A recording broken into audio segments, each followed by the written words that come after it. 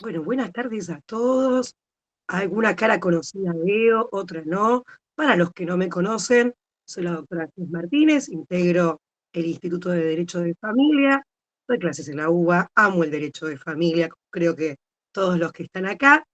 Y la idea de hoy era compartir esta charla para poder tocar un tema que es súper interesante, que no suele llegar mucho al estudio y que me parece que también es interesante para pensar cosas que están en nuestro código.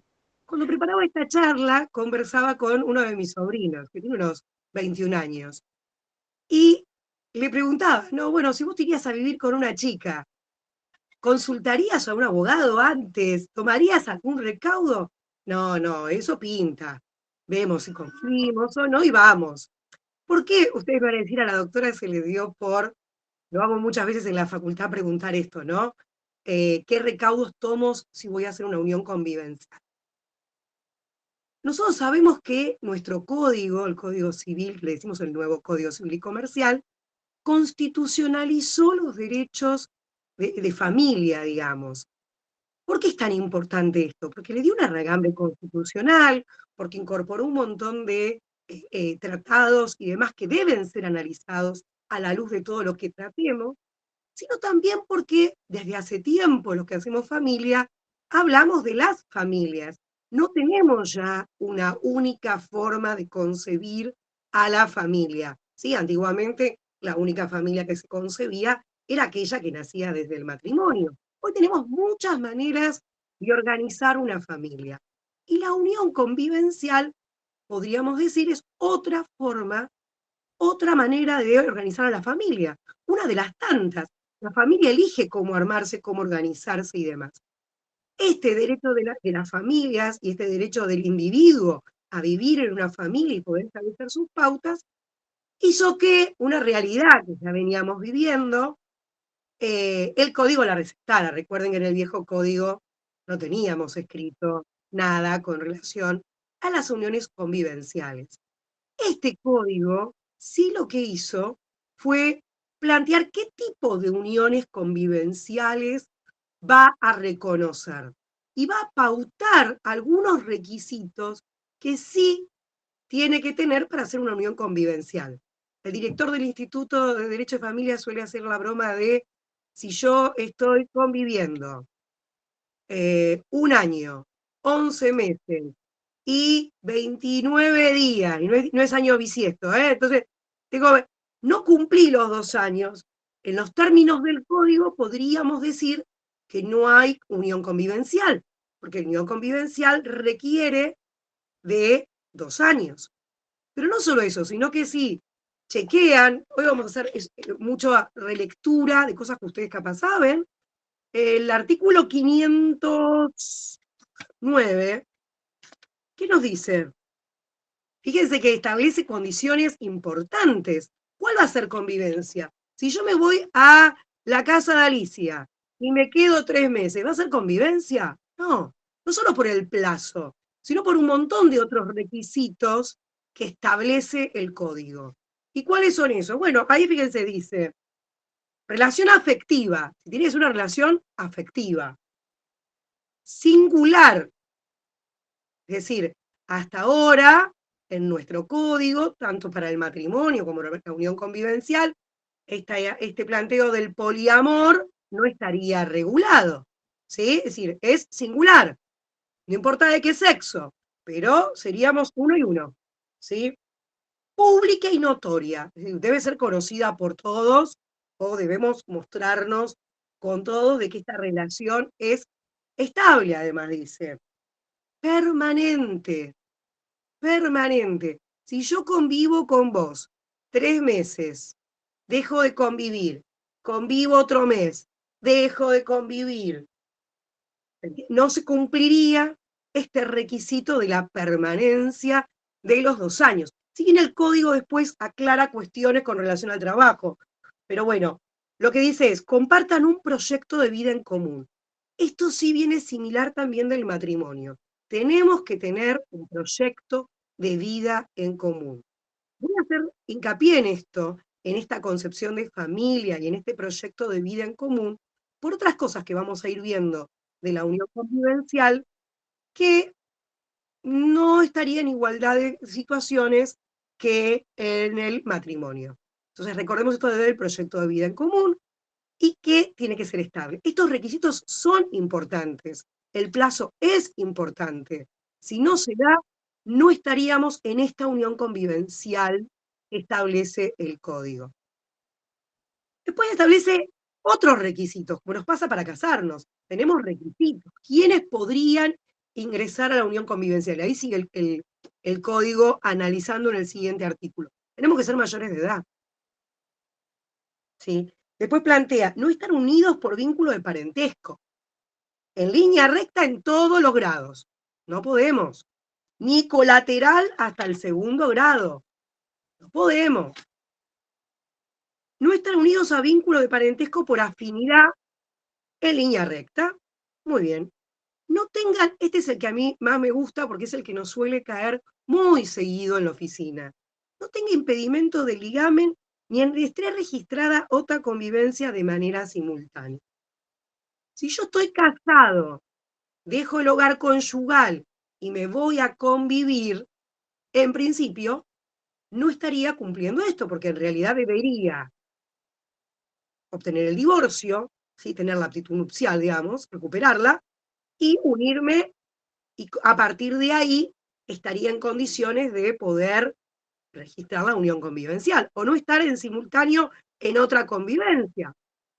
Perdón que me distraigo porque sigue entrando mucha gente, somos un montón. Qué lindo encuentro, tantos colegas. Me gusta mucho encontrar y ver caras, veo las caras pensando. No sé si a alguno le ha tocado ya casos de convivencia, después seguramente más tarde me irán mandando por el chat alguna pregunta o alguna cosa que quieran compartir de su experiencia, que siempre enriquece, porque estos ámbitos, si bien uno quiere compartir, porque tiene más años caminados, diríamos, siempre es rico también escuchar algún comentario que puedan hacer a través del chat. Y el último requisito que yo siempre hago tan hincapié de la unión convivencial, que es el plazo. Requerimos los 2 años, sí o sí. No podemos decir que no. Hay algunos proyectos de otro tipo de uniones. El titular del instituto, el doctor Marcos Córdoba, ha trabajado algunos proyectos de otra índole, más de uniones asistenciales, planteando que este código no receptó todos los tipos de uniones que podría existir. Acá se requiere el afecto de pareja, el amor de pareja. No podría haber, es el caso que suele contar mucho el doctor Córdoba, el caso de dos amigos que a la vejez deciden compartir la misma casa, conviven, tienen estabilidad, capaz pasan más de 2 años, pero no hay una unión, no tienen capaz no tienen proyecto de vida en común y no hay una unión afectiva de amor, ¿sí? Un amor, digamos, un tema que ver con una pareja, sino que hay un vínculo de afabilidad de hermanos. Ese tipo no se planteó. Córdoba plantea que en su proyecto, que estaría bueno a futuro plantear este otro tipo de uniones que él llama asistenciales, porque la realidad hace que tenemos un tema de vivienda complicado y que muchas veces la gente mayor se va a vivir y compartir, y esto vendría a solucionar otro tipo de situaciones. Pero bueno, hoy el tema es uniones convivenciales. Entonces, para los que se van sumando, que veo que se siguen sumando, un poco la idea es dar el encuadre. El 509 nos define qué entendemos por unión convivencial y solo eso va a hacerlo. El 510 nos va a explicar un poquito, bueno, quiénes sí pueden y quiénes no pueden, ¿sí? Después el código, en varios de sus articulados, plantea el tema de la registración, ¿sí? Para, a ver, yo puedo probar la unión convivencial sin estar registrado, sí, y pasa a menudo, y es muy habitual. Pero el código plantea la registración como un elemento de prueba que facilitaría, y además con esa sola prueba podríamos acreditar la unión convivencial. En otro articulado que vamos a ir viendo, genera como la duda porque en otros casos se requiere la registración. Vamos a ver para efectos para publicidad de terceros y demás que vamos a ir analizando nosotros hoy. Pero la realidad es que yo podría probarlo por cualquier otro medio. ¿Cuál es el gran tema que sucede? Bueno, ¿qué otros medios voy a probarlo? Pero no solo eso, sino cuando hay convivencias en simultáneo, termino una o comienzo otra. o si el plazo es justito de 2 años. Entonces, si yo tengo que tener muy bien probado la fecha de inicio y la fecha de finalización. Muchas veces los abogados lo que recomendamos cuando cesa la convivencia y tenemos otros temas que discutir es dejar plasmada fehacientemente el cese. Si la registramos, bueno, si está registrada, damos la baja de la registración, vamos al registro y pedimos o lo que el 99% hacemos, enviamos una carta de documento al exconviviente nuestro diciéndole tal día dejamos de convivir. Ahí puede pasar dos cosas, que no nos pongamos de acuerdo con la fecha, ¿sí? Pero por lo menos vamos a tener una indubitable, que es en esta que estoy planteando en la carta de documento. Es decir, hoy ya no vivimos, hoy no vivimos. Yo puedo plantearte que dejé de convivir la semana pasada, la otra, vos podrás decir que no, que sí, pero la notificación fehaciente en muchos planteos es muy práctico a la hora de, como siempre, la prueba de el cese para las consecuencias que tenga el cese. ¿Qué trae de interesante este código? Tanto para uniones convivenciales, lo trae de otra manera en matrimonio, para mí es un temazo.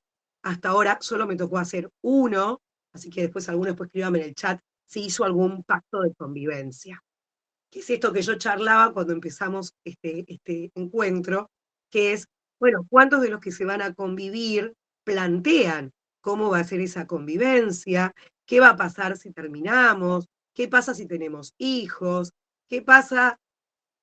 Bueno, hay cosas que podré plantear en ese acuerdo, siempre y cuando no contradiga norma de orden público o algún articulado específico que vamos a ver, que establece el código, y otras que podré plantear como organización de familia.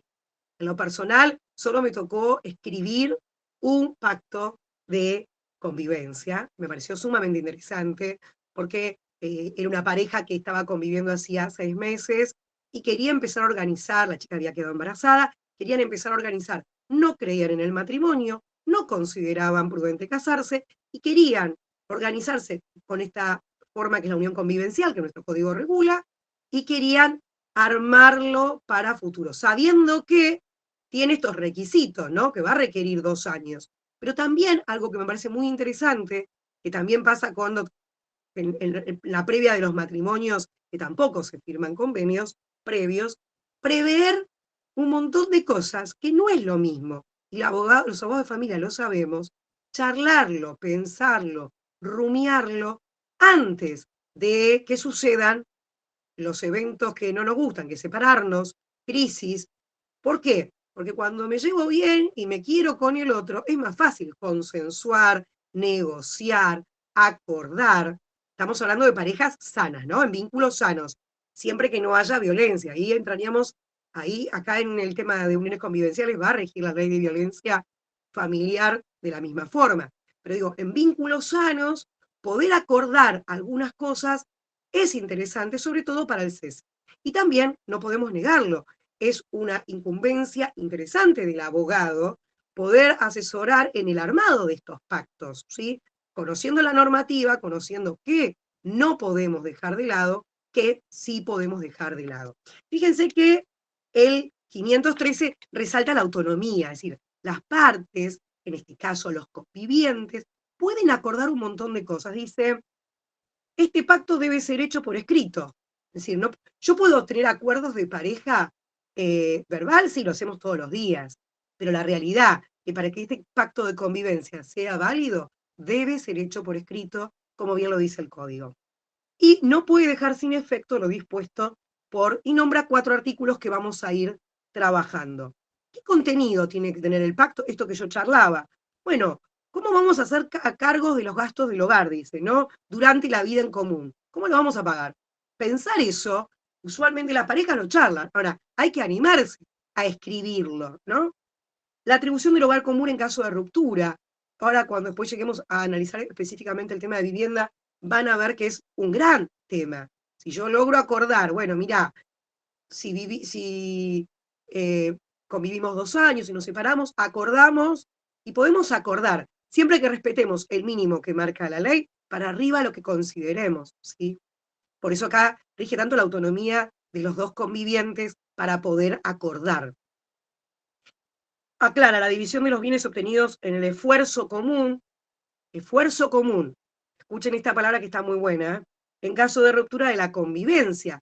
Nosotros en el régimen de uniones convivenciales, nuestro código, salvo un artículo que va a mencionar algo, no establece un régimen como establece el matrimonio, en donde tenemos el régimen de comunidad y el régimen de separación de bienes. No lo establece, es decir, cada uno va a ser, desde lo registrar, titular de lo que figure como titular, ¿sí? Y todo lo otro veremos cómo regiría. Si yo aporté dinero, pero figura a nombre del otro conviviente y no mío. Pero la regla es que lo que compro durante la convivencia, compra ángeles, es de ángeles. Lo que compro durante la convivencia, mi pareja, es de mi pareja, como regla general. No establece un régimen. Entonces, yo podría en estos pactos poder pautar, poder escribir, poder acordar qué hacemos con nuestros bienes. Verán que el 515 pone el título de límites, esto que hablábamos antes. Hay cosas que yo no puedo hacer algo que atente contra lo mínimo que establece este código. Fíjense que el código le dice, no podrán ser contrarios al orden público, ni al principio de igualdad de los convivientes. Esto es fundamental. Digo, los convivientes, al igual esto que en el matrimonio los cónyuges, somos iguales. Entonces, yo no puedo acordar algo en detrimento de esto, ¿sí? O atentando este derecho, ni contradiciendo, recuerden, todo lo que seguramente habrán estado trabajando en la anterior reunión, de los principios que rigen el derecho de familia, y todo esto que veníamos conversando de la constitucionalización del derecho de familia, ¿sí? No puede decir, bueno, yo voy a poner un ejemplo drástico, acordamos que yo puedo pegarte una vez por semana. No, no se puede acordar eso, ¿sí? O es obligatorio tener relaciones sexuales tal día, tal día y tal día. No, porque yo puedo decir que no en cualquier momento. Entonces digo, en el grado de igualdad que estamos, podemos acordar lo que queramos siempre que no toquemos aquello que el código garantiza como mínimo y que no vulneremos ni principios del derecho de familia, ni vulneremos los tratados internacionales que tienen jerarquía constitucional y que garantizan un montón de derechos a cada uno de los convivientes. Después dice, ni afectar los derechos fundamentales de cualquiera de los integrantes de la unión convivencia. Esto que hablábamos, ¿sí? Pero es súper novedoso esto del pacto de convivencia. Y después pone momentos a partir de cuándo podría regir respecto a terceros. Fíjense que dice, los pactos, modificaciones y rescisiones, desde su inscripción en el registro previsto en el 511, y los registros que correspondan a los bienes incluidos en estos pactos. Supongamos que establezcamos algo con relación a los bienes registrables. Bueno, hay que registrarlo en el registro para que sea oponible a tercero. Entonces, en ese caso, sí es importante, para que tenga efecto a terceros, la inscripción en los registros de aquellos que acordemos patrimonialmente de nuestros bienes. Algunos van a decir, bueno, por un lado no nos exige la inscripción en los registros de convivencia. Sí, a ver, ahí algunos preguntan registro civil. La inscripción de la unión convivencial la inscribo en el registro civil. Y fíjense que en la página de la ciudad o en la de la provincia de Buenos Aires saco un turno, cómo lo escribo, es muy sencillo, después puedo tener la constancia y demás. Ahora, si yo establezco que no vamos a poder vender este inmueble, o establecemos algo con relación a los inmuebles, hay que inscribirlo en el registro de la propiedad inmueble, ¿sí? Porque la idea es que sea oponible a terceros, si no, no sería oponible a terceros. Fíjense que dice, y en los registros que correspondan a los bienes, bueno, los efectos extintivos del cese de la convivencia son oponibles a terceros desde que se inscribió en estos registros cualquier instrumento que constate la ruptura. Es decir, si yo establecí que vos tenías esta vivienda o establecimos algo con relación a la casa nuestra, debo inscribirlo para que sea oponible a tercero, pero también el cese debería inscribirlo en el registro si le di la alta. Recuerden que para los terceros lo que figura es lo que figura en los registros, ¿sí? Entonces, si no figura nada, el bien es genial, está todo divino y puedo disponer de ello como considero. Entonces, es importante. La realidad, a mí todavía no me tocó escribir el pacto que hice, el pacto de unión convivencial que realicé, tenía que ver mucho con hijos futuros, con el uso de bienes propios de cada uno, ¿sí? ¿Qué pasaría si harían mejoras? Que ahora vamos a verlo. El tema también de, tenían familiares en el extranjero, ¿qué pasaría si tuvieran que viajar? Permisos mutuos que se dieron. Digo, tenía que ver más con lo que es la organización familiar, porque tenían familia en el extranjero, bienes en el extranjero. Bueno, plantearon varias cosas en caso de cese, cómo, cómo hacer el cese con relación a el uso de alguna vivienda que se había atribuido, establecieron un plazo mayor al que marca el código, en el que me tocó hacer a mí. Vuelvo a decir, la experiencia que yo tengo es de solo un pacto de convivencia, no he escuchado de los colegas tanto que estén haciendo, les sugiero que a medida que vayan viniendo los colegas del instituto, todos los que van participando son del Instituto de Familia, les puedan ir contando su experiencia, pero no hay tanta realidad, no hay tantos pactos, la gente no suele acordar antes o durante la convivencia el tema de los acuerdos. La unión convivencial va a tener efectos, y acá el artículo 518 es importante, junto con el 519 y el 522 que vamos a analizar. Fíjense que el 518 dice: las relaciones económicas entre los integrantes de la Unión se rigen por lo estipulado en el pacto de convivencia, si lo tenemos. Si no tenemos el pacto de convivencia, se va a regir por lo que acordaron in voce entre ellos, ¿sí?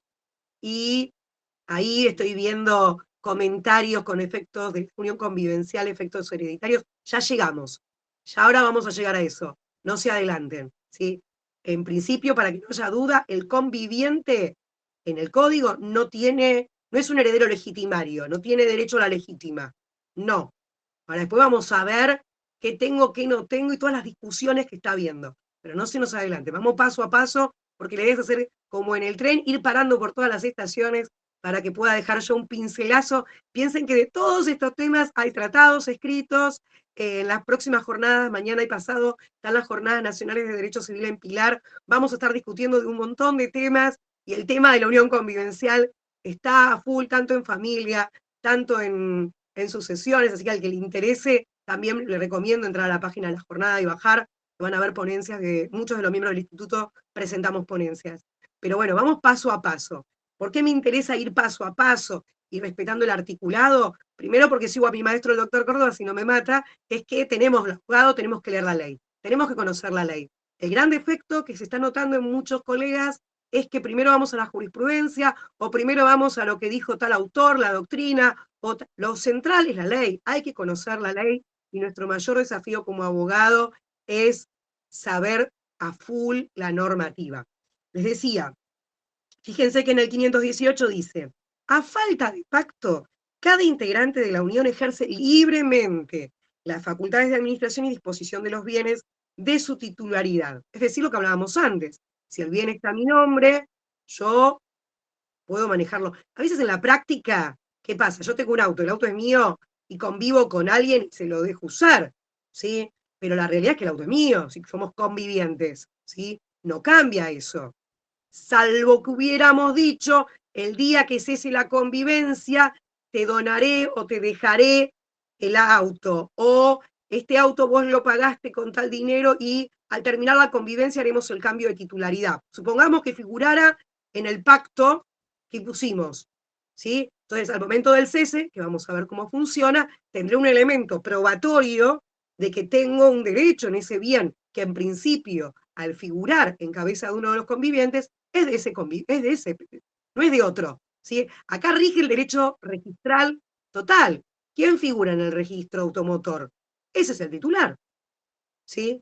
Después veremos todo lo demás. Entonces, eso es importante. Y después, bueno, va a decir algunas restricciones reguladas con relación a la vivienda, que lo vamos a ver. Este código incluye algo muy interesante, todo lo habrán visto también en seguro con el tema de uniones convivenciales, que tiene que ver con el tema de la asistencia. ¿En el matrimonio los cónyuges se deben asistencia? Sí. En la unión convivencial también. Y lo deja aclarado, ¿sí? La convivencia se debe asistencia durante la convivencia. Convivimos y los dos nos debemos asistir. Y uno me dice, ¿pero qué si me enfermé, me quedé sin trabajo? En la unión convivencial durante la convivencia me asiste. El artículo muy lindo tiene que ver con la contribución de gastos, que fíjense que esto también está en qué gastos tenemos que contribuir, qué gastos vamos a solventar juntos, siempre que no hubiera pacto. Yo puedo acordar solventar más de estos gastos si tuviera un pacto de convivencia. Pero si no lo tengo, acá el código dice, los convivientes tienen la obligación de contribuir a los gastos domésticos de conformidad con lo dispuesto en el 455. ¿Y alguien se acuerda que dice el 455? Tiene que ver con los chicos, con el colegio, pero igual, siguiendo al profe, Córdoba, antes que me mate, lo vamos a chusmear exacto para que ustedes también lo tengan. El 455 dice, los cónyuges, por eso digo, en esto hay similitud con la unión convivencial. En este caso serían los convivientes, su propio sostenimiento y el del hogar y el de los hijos en proporción a sus recursos. En proporción a sus recursos. Yo siempre bromeo con algunos clientes que me dicen, no, todos 50-50. No es lo mismo si vos ganás 1.000.000 de pesos y el otro gana 100.000 pesos. ¿Sí? No vamos a poder los dos solventar 50 y 50. La matemática es totalmente concreta, digo, no alcanza. El que gana 100 no puede poner 500, pero en proporción a sus recursos. Bueno, ese artículo es importante. Solventaremos los gastos que tenemos de chicos, solventaremos eso, siempre y cuando no deseemos o no acordemos algo más. Acá habla de la responsabilidad frente a terceros. Sigo el interlineado, para los que recién se van sumando, estamos haciendo, como le decía a los compañeros, vamos pasando estación por estación desde el 509 en adelante, un camino de qué es la unión convivencial, qué requisitos requiere. Estábamos ahora trabajando un poco el tema de pactos convivenciales y estábamos en los efectos durante la convivencia que tiene la unión convivencial. Y hablamos entonces del tema patrimonial, cómo solventamos los gastos, el deber de asistencia, y ahora íbamos a ir al 521 y 522. Dos artículos muy interesantes, sobre todo el 522, y después van a estudiar o repasar el tema, márquenselo como un artículo para releer y releer, que es muy interesante. Fíjense el 521 lo que dice, los convivientes son solidariamente responsables por las deudas que uno de ellos hubiera contraído con terceros de conformidad con el 461. 461. ¿Con relación a qué? Y todo gira sobre lo mismo, me van a odiar. ¿Qué sería? Lo relacionado con todo lo que tenga que ver con el sostenimiento del hogar. El 461 nos va a decir las obligaciones contraídas por uno de ellos para solventar necesidades ordinarias del hogar o el sostenimiento y educación de los hijos. Fíjense cómo hacemos un ping-pong con artículos que se aplican del matrimonio y la unión convivencial y que en este aspecto sería similar. ¿Sí? Entonces, seríamos solidariamente, debemos el colegio de los chicos, por más que lo haya contratado mi conviviente, lo vamos a deber los dos, somos solidariamente responsables en ese caso. ¿Sí? Un tema muy interesante es el de la protección de la vivienda familiar. El artículo este es súper interesante, es novedoso, y después cuando sigamos charlando con relación al cese, van a ver que algunos juristas, muchos, han planteado algunas críticas, no al 522, sino al que le sigue cuando se produce el cese de la unión convivencial. ¿Qué pasa con la vivienda familiar? El término vivienda familiar es muy lindo. ¿Por qué? Porque no estamos hablando de la vivienda de uno de los convivientes, sino que estamos hablando de la vivienda familiar, donde convivimos, ¿sí? ¿Y acá qué dice? Si la unión convivencial ha sido inscripta, acá algunos dirían, danger, ¿qué pasó? ¿No era que no era requisito estar inscripta? ¿Sí? Entonces, ninguno de los convivientes puede, sin el asentimiento del otro, disponer de los derechos sobre la vivienda familiar. Acá algún jurista diría, bueno, si la tenés inscripta, el otro no podría venderla si estamos conviviendo ahí, porque tendrías garantizado este derecho. ¿Sí? Pero ahí empieza a jugar estos interrogantes que se hace, pero ¿cómo? Si la unión convivencial no es constitutiva de la inscripción. ¿Sí? Pero ahí van viendo que en algunas cosas conviene que esté inscripta. Dice, sin el asentimiento del otro disponer. Bien. Ni de los muebles indispensables, no, no me podés vender la tele, llevarte.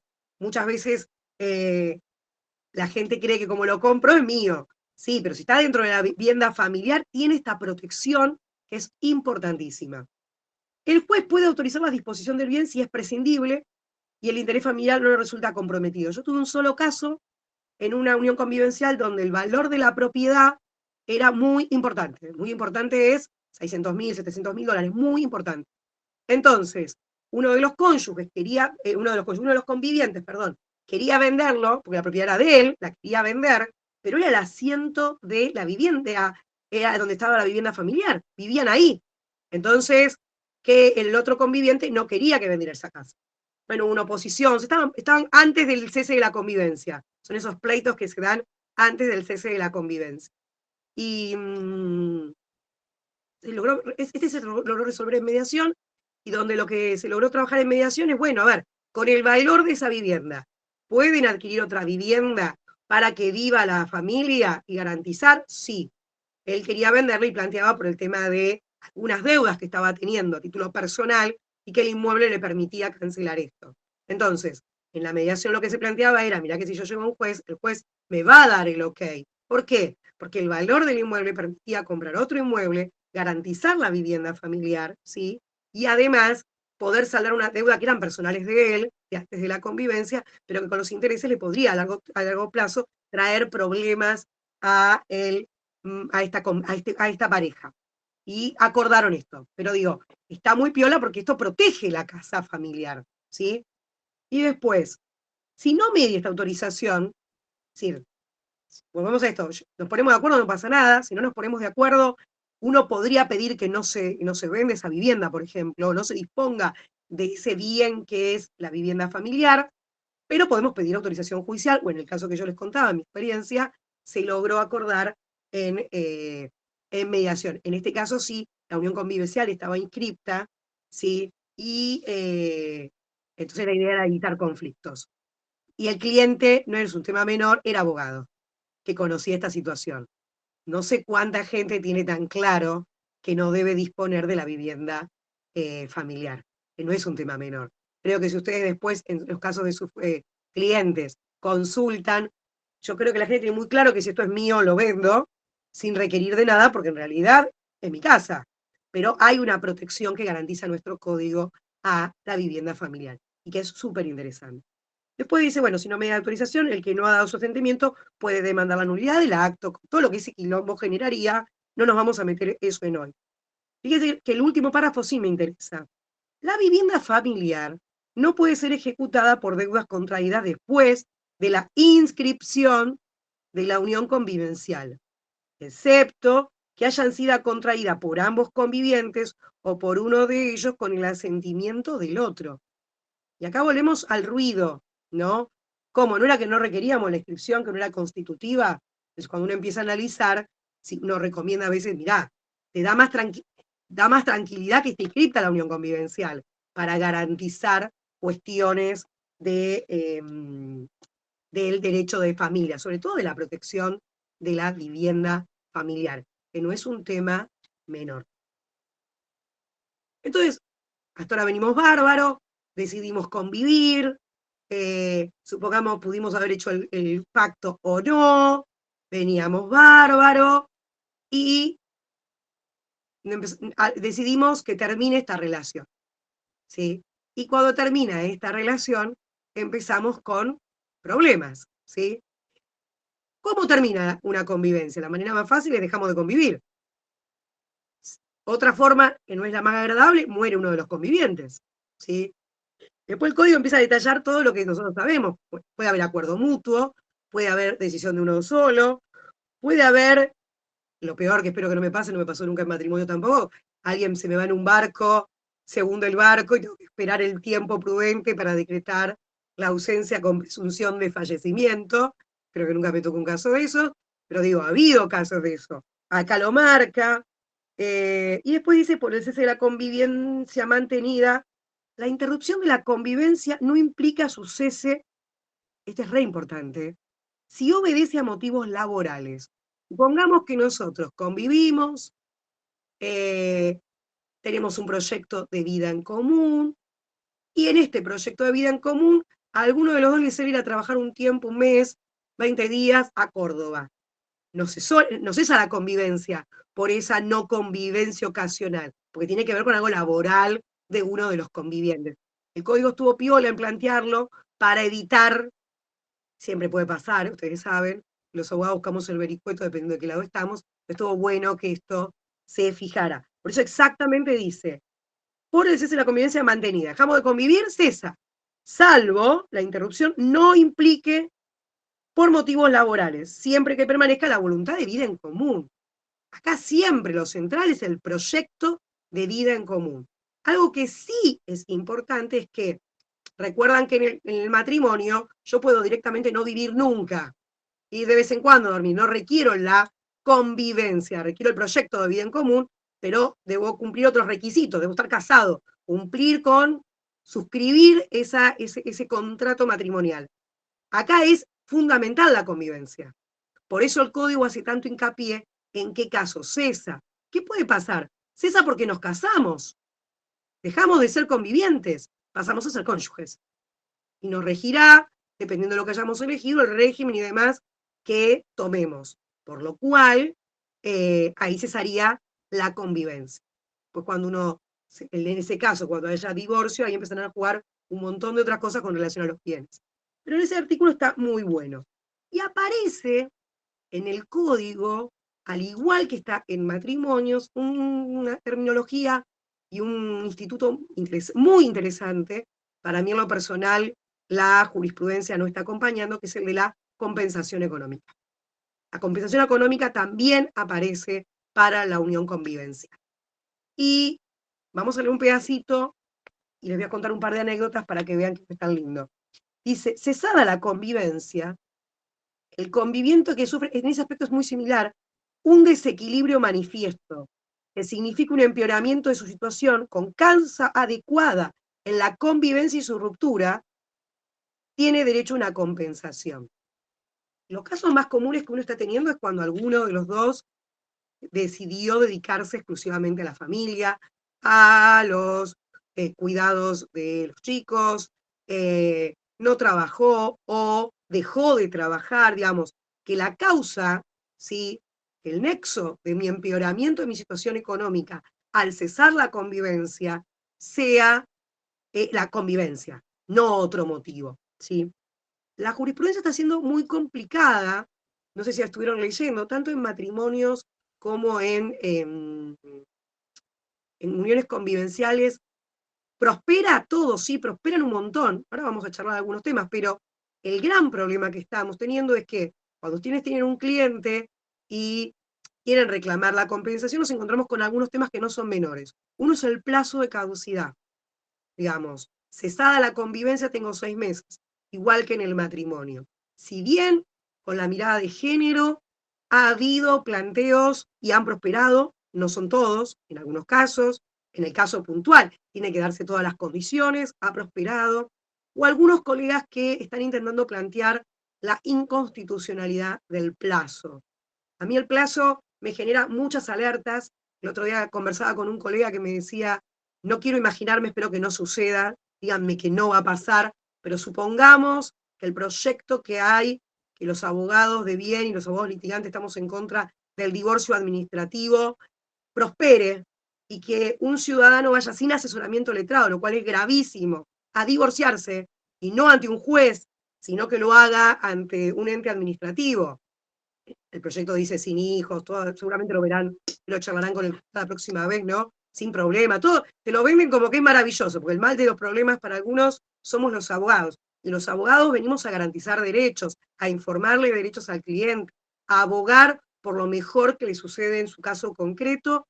Supongamos que suceda esto, y vos te inscribís en el divorcio administrativo y en el cese de la convivencia, ya cuesta, los 6 meses te vuelan, pero te vuelan porque la gente cuando viene a consultarte, muchas veces, ni que hablar si hay mujeres con tema de violencia, que tardan mucho tiempo muchas, por la realidad, por lo que viven. Pero no solo, sino el tema de consultar a un abogado. Volvemos a decir, ¿por qué hago este AKP en uniones convivenciales? Por el plazo de caducidad. Es decir, hoy en nuestra sociedad, bueno, muchos de ustedes son muy jóvenes, yo soy veterana, pero por desgracia, los abogados hemos perdido el rol de, pasa a veces porque no logramos que nos vean como la solución a los problemas, y también porque algunos políticos tanto partidarios como colegiales, quieren hacer creer que todo trámite es una pavada. Y todo trámite es una pavada para el abogado que sabe de esto, ¿sí? Pero para la parte, si vos no sabés lo de los 6 meses, a mí me ha venido a consultar mucha gente, pasado mucho tiempo. Y si vos tenés que, ahí tenés un deber como abogado de informar. Primero, se te venció el plazo. Vamos a intentar plantear si cuadra en tu caso, si hubo violencia, a ver si podemos plantear esta mirada de género que viene a iluminar en algunas situaciones que son necesarias, pero también a plantear la inconstitucionalidad del plazo, ¿sí? Porque imagínense que la persona que cesa la convivencia, el ciudadano a pie no es conocedor de todas las leyes, por más que nuestro derecho presuponga que las leyes se presumen conocidas. La realidad es que no es así. Entonces digo, ahí tenemos todo un tema. Yo a veces algunos colegas cuando me agarra el bajón que escucho esos proyectos de ley y que uno como abogado a veces se siente desprotegido, digo, bueno, lo único positivo es que cada vez tenemos más laburo, porque redactan leyes o cosas que dejan tantas aperturas que hacen que ustedes piensen que cuando plantearon el plazo de caducidad, tanto en la unión convivencial como en el matrimonio, era para que haya un fin, con esta idea de que no me lo puedan reclamar en cualquier momento. Pero el plazo que se planteó es muy exiguo. Imagínense, bueno, ahora uniones convivenciales inscritas, supongamos que tengamos desde el 2015, pero además hay gente que va a tener uniones convivenciales, sí, ahí una colega muy bien estuvo leyendo el fallo de inconstitucionalidad, sí, están caminando, tenemos que lograr que se modifique el plazo en la ley, porque si la Corte lo dice y yo tengo que llegar hasta la Corte porque un juez de primera instancia no me lo aplica, estamos en un problemón. Digo, porque recuerden que existe el marco de lo que la ley nos dice, o lo que los juristas discutimos en estos ámbitos académicos, pero después el litigar es complejo, ¿sí? Y es desgastante. Digo, si vos a una persona le decís, mirá, el plazo dice 6 meses, depende del juzgado que nos caiga de primera instancia, yo planteo la inconstitucionalidad, no me la da, la apelo, voy a la Cámara, ojalá me la dé, si no me la da, tengo que ir a la Corte, eso es tiempo, es plata, pero además es estar atento a un juicio, ¿sí? Eh, ahí estoy leyendo varios comentarios. Con la compensación genera esto de los planteos que está viendo. A una colega decía, bueno, después de 40, la realidad es que el gran problema que estamos teniendo con los fallos en líneas generales eh, que prosperan. A ver, hay un detrimento económico. La mayor cantidad de los casos tenés el tema de mujeres o el caballero que se quedaron. Hoy la mayoría de los casos, no es porque no quiera a los caballeros, pero la realidad es que la mayoría de los casos donde tenemos mujeres abocadas al cuidado de los hijos y que dejan de producir económicamente para el mercado laboral, porque recuerden que nuestro Código Civil le reconoce el carácter económico a las tareas de cuidado que hacemos en el hogar. Entonces, estamos aportando económicamente. Pero la realidad es que cuando ustedes después convierten eso a plata y ven los fallos, no son tan auguriosos como uno pretendía. Entonces, ahí es donde uno, como abogado, cuando tiene que asesorar, hubo un caso, no sé si alguno lo escuchó, eh, de una esposa de alguien muy importante de los medios, que pidió una compensación por el detrimento, usted probó todo, le dieron todo el ok, pero del monto reclamado que pidió ella, que eran dólares, al monto dado, era ínfimo. Digo, hoy creo que el gran problema que tenemos es el cómo calcular la compensación, ¿sí? Cómo merituarla y cómo que el juez también lo meritúe. Si bien, voy a decir, el código y los fallos han sido creativos en el pago en una vez, el pago en varias veces. Digo, hay mucha creatividad, pero si leen los fallos, cuando a ustedes les caiga alguien, ya sea conviviente, supongamos que les cae un conviviente dentro del plazo, ¿sí? Donde decimos, bueno, estoy tranquila, sorteo la mediación en capital, en provincia tengo etapa previa, y después, si fracasa, sigo por la vía judicial. El tema que uno tiene que decir, la gente que te va a preguntar, ¿cuánto voy a cobrar? ¿Cuánto es el reclamo que voy a hacer? Y eso también es algo que como abogados tenemos la obligación de asesorar, ¿sí? Ahí una colega planteaba, para pedir la compensación debe estar inscrita. No, recuerden que la regla, y que el código lo dice, es que la unión convivencial la puedo probar por cualquier medio. ¿sí? Obviamente, si la tengo registrada es más fácil para probarla. Y cuando haces el cese, nosotros muchos, por lo menos en mi estudio, la costumbre que tenemos es alguien, la gente que nos consulta, bueno, informar fehacientemente el cese de la convivencia, para tener una fecha de punto de final. Y de ahí en más contar 6 meses. ¿Clara? Porque si no también es materia probatoria. ¿Cuándo fue el cese? ¿Desde cuándo contamos los 6 meses? ¿Se entiende? Entonces, eh, ha quedado como una cuestión de, y la realidad es que las uniones convivenciales rige, la gente no se asesora usualmente antes. Yo el otro día me reía en el estudio, me cayeron un par de consultas por el caso de una ex novia de un futbolista de la selección, que la conocen todos seguro, que tiene iniciado una compensación, y cuando pasa algo en la tele así, la gente viene y consulta. Pero bueno, explicando esto del plazo, gente que se ha separado hacía 2 años.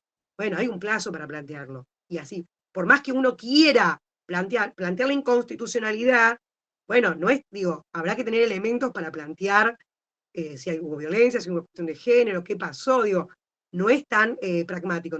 Yo considero que el plazo tiene que ser mayor, porque vuelvo a decirte, la ruptura de por sí, negar, a mí lo que me preocupa en los procedimientos de familia, y ustedes si litigan lo deben ver, es que los abogados estamos entrenados para el litigio.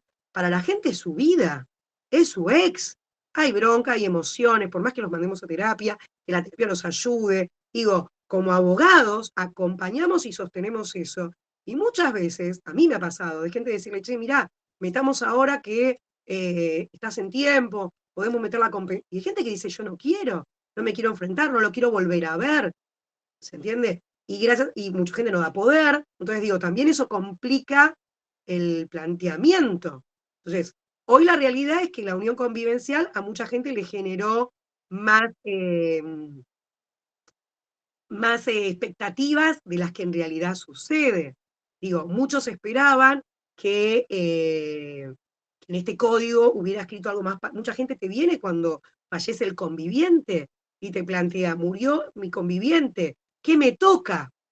Y cuando uno tiene que empezar a hacer el análisis, no suele ser muy grato. Entonces, yo lo que planteo es el artículo de unión convivencial, que ahora lo vamos a terminar de la compensación, está muy bueno, pero hay que bajarlo a tierra para no generar falsas expectativas y también para como abogados no tener ningún problema con el tema de la ética profesional que nos denuncien por no dar una información correcta o por generar falsas expectativas.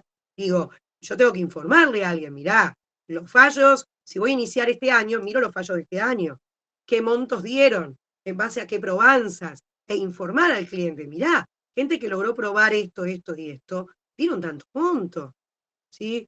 Entonces, para que no haya una expectativa en demasía. También la realidad es que la clave va a ser la probanza. Tengo que probar el detrimento, tengo que probar. En algunos casos es más fácil, estos casos clásicos por los cuales se pensó que era la mujer que se queda al cuidado de los hijos, o la mujer que deja de trabajar. ¿Por qué? Porque después si yo tengo que reinsertarme, está comprobado que lleva un tiempo. Entonces, recuerden que en el matrimonio, si yo no se dan los recaudos de unión convivencial, pero estoy sin cero recurso en el matrimonio, cuando pido el divorcio, podría pedir el cónyuge alimentos para el cónyuge, mientras dura el matrimonio, cuando cesa y demás, se podría plantear, en la convivencia no. No tengo el tema de alimentos para el conviviente. Ojo. Entonces, muchas veces la figura de la compensación es una figura que nos va dando elementos, pero tengo que probar el detrimento, tengo que probarlo. Entonces, también a la gente hay que plantearle, mirá que esto es materia de prueba.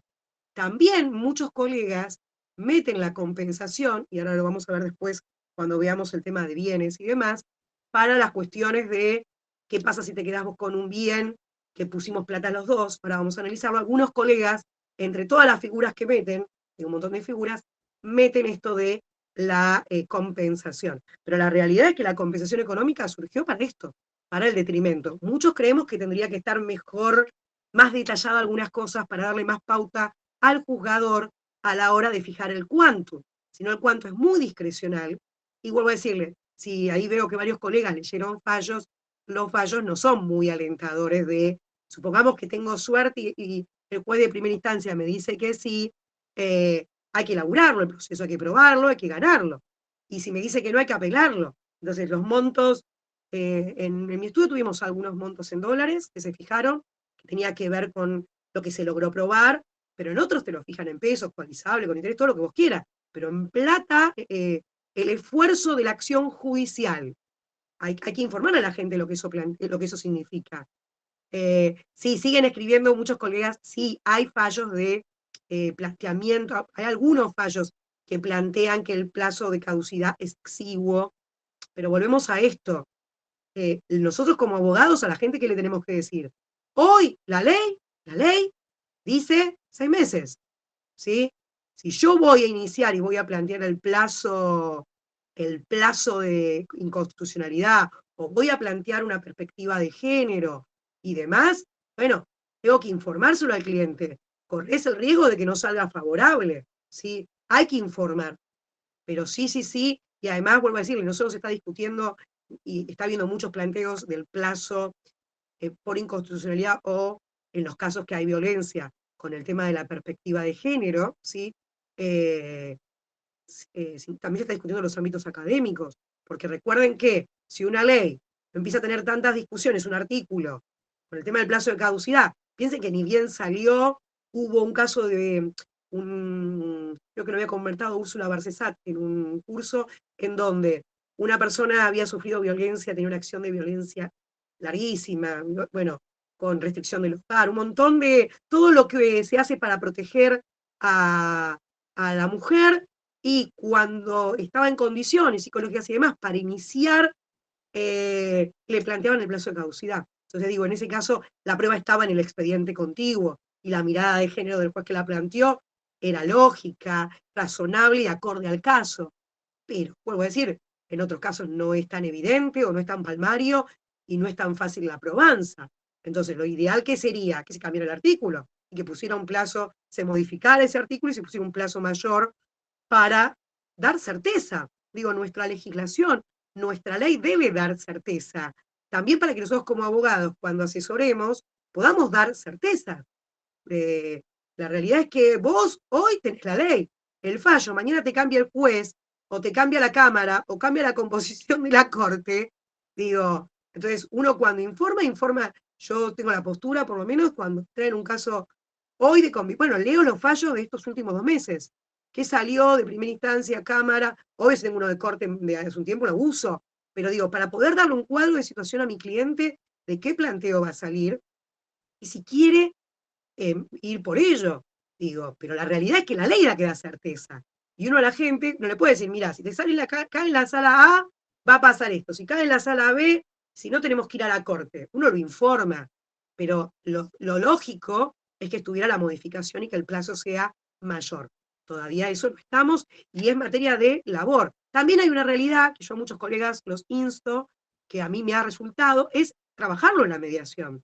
Digo, si yo en mediación sé que tengo elementos y probanzas para poder plantear el plazo de caducidad de los 6 meses, ya sea porque tengo la mirada de género o porque tengo argumentos para tirar que conculca el derecho del conviviente, a todo lo que podamos plantear. Si lo planteo en la mediación, muchas veces, muchos colegas con sentido dicen sí, porque si no van a tener que litigar, ¿sí? Sí, ahí algunos colegas plantean, son pedidas en los expedientes de violencia, en las denuncias de violencia. Sí, el gran problema que tenemos, y también lo van a escuchar a Marco Córdoba decirlo, a Néstor Solari que también lo dice, es que tenemos una diversidad de criterios jurisprudenciales. Si vos vas a discutir compensación, te va a tocar en familia. Ahora, cuando nos pongamos ahora a trabajar el tema de los bienes, ¿sí? Y yo quiero hacer algún planteo con relación a los bienes que hubo en la unión convivencial, que no fueron, que no están a mi nombre, que yo aposté al otro, algunos jueces te van a decir, esto no camina en familia, y han tenido que ir a civil comercial, a civil, perdón, sede civil, en lo que es acá en capital, civil y comercial en provincia. Entonces, tenés criterios diferentes. ¿Por qué? Porque la probanza, nosotros lo sabemos, en el derecho de familia es otra. Tengo otros principios, tengo otras cuestiones que aplico en el derecho de familia, que en el ámbito civil es diferente. Entonces, la ley debe dar certezas. Hoy, en algunas cosas, el Código Civil dejó abierta a cuestiones que traen esto. Es decir, vuelvo a decir, ahí alguien pone, sí, considera, sí, correcto, Solari considera esto que estoy planteando. Sí, pero vuelvo a decirlo, el problema es que lo que rige es la ley. Vos como abogado, yo como abogado, informamos en el estudio con lo que dice la ley. Es decir, nos sirven los docentes, todos los que discutimos entre nosotros los abogados acá en el colegio, en asociaciones, y vamos pensando para ver qué presentar en una demanda. Pero la realidad es que lo que rige es la ley. Y podremos usar fallos jurisprudenciales, pero si no es para el caso concreto. Entonces y yo sé que tengo que plantear en la primera instancia la inconstitucionalidad o la mirada de género. Entonces digo, es un tema apasionante, complicado. Fíjense que el código sí va poniendo pautas de cómo fijar la compensación, que está bueno, pero en el quantum yo soy resultadista en el tema económico. A mí la gente, o por lo menos mis clientes, no sé ustedes, yo les llevo una sentencia y le digo, ganamos, nos dieron la compensación, pero pido 10 y me dan 3, la gente no se queda contenta. ¿Eh? Entonces digo, por eso hago tanto hincapié en este tema y en este apartado. Es decir, yo quiero ganar la compensación, pero quiero ganar el quantum más justo y el que mejor puedo obtenerle a mi cliente. Y en eso los fallos no son tan amistosos. Bueno, ahí fíjense que en el final del 524 establece cómo puede pagarse con dinero, con el usufructo de algún bien, o de cualquier otro modo que acuerden las partes, o en su defecto decida el juez. Muchas veces, si se acuerda un monto, el problema que tenemos hoy es que como los montos de sentencia judicial no son tan elevados, usualmente cuando vos negociás en mediación, negociás con los valores que surgen de sentencias judiciales. ¿Sí? Porque sabés que vas para ese camino, salvo que tengas una probancia increíble y digas, bueno, voy a obtener más, que puede pasar. Y ahí algunos han cedido el uso de algún inmueble, otros han pagado compensación dividida en meses, ¿sí? Otros los han pagado en dólares, en cuotas, digo, hay varias modalidades. Dependerá lo que nosotros acordemos para el caso que tenemos nosotros, ¿no? El siguiente empieza a darnos estos tips que decía. Entonces, ¿cómo va a fijar el monto? A mí me encanta esto. Dice, el monto de la compensación económica sobre la base de las diversas circunstancias, entre otras. Es decir, entre otras que nos dice, debe tener en cuenta esto y cualquier otra cosa que yo aporte. ¿Sí? Y dice, bueno, el estado patrimonial de cada un conviviente al inicio y la finalización. Eso funciona igual que en el matrimonio. Es decir, cómo estábamos cuando llegamos, cómo estamos cuando cesa la convivencia. Plantea puntualmente la dedicación y la crianza de los hijos. Bueno, ¿quién se dedicó más tiempo? Y ahí lo plantea. La edad y el estado de salud de los convivientes. Esto sí también es importante. Yo tuve un caso de una conviviente donde se separan en el transcurso del cáncer de mi clienta. Entonces, al momento de plantear la compensación, además de que mi cliente sí trabajaba por su cuenta, entonces el tema laboral era un problema, se encontraba en una situación muy mal con relación a cuando entró la convivencia, el tema de salud fue el gran tema que pesó. Y ahí se negoció también como compensación el pago de la prepaga, por ejemplo.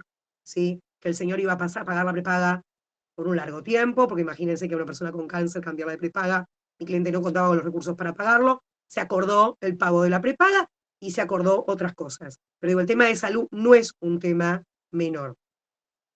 Bueno, después plantea la capacidad laboral y la posibilidad de acceder a un empleo del conviviente que solicita la compensación económica, la colaboración prestada en la actividad mercantil, este artículo es importante para lo que vamos a ver después, industrial o profesional del otro. Recuerden este artículo que está bueno.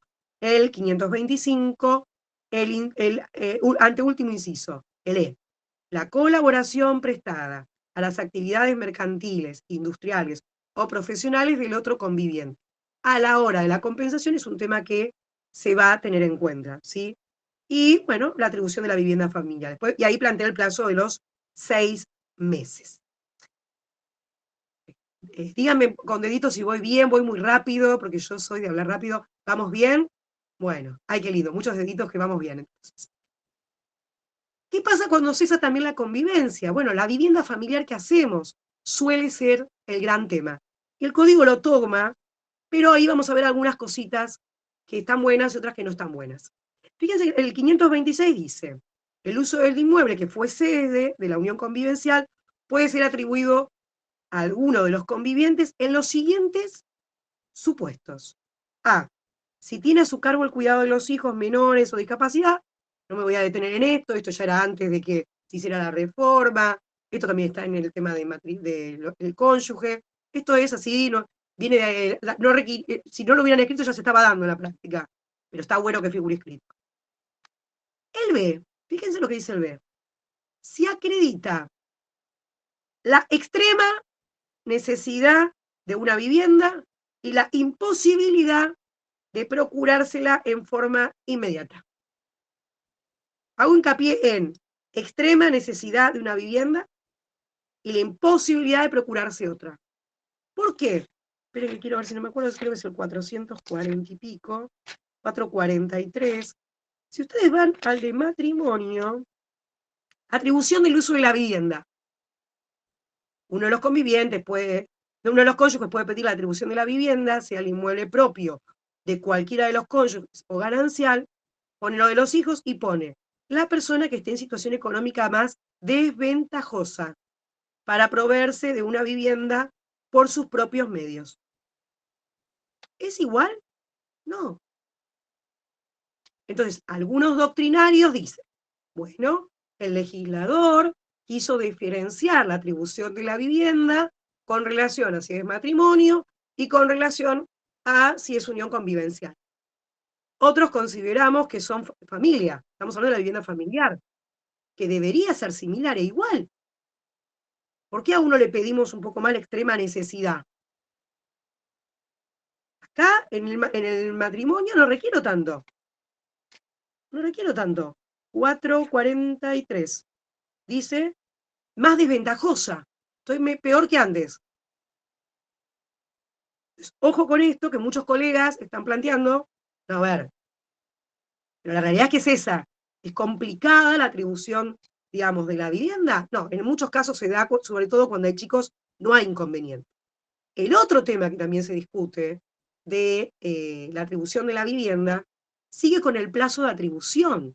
¿Cuánto tiempo me pueden atribuir? Si nos ponemos de acuerdo, genial. Decíamos antes en el pacto, yo puedo acordar, cesada la convivencia, que le dejaré el uso de la vivienda familiar a mi ex conviviente 7 años. Si lo acordamos. Pero la ley, ¿qué nos pide? Él dice, el juez debe fijar el plazo de atribución, el que no puede exceder de 2 años a contarse desde el momento en que se produjo el cese de la convivencia. Conviví 10 años, 2.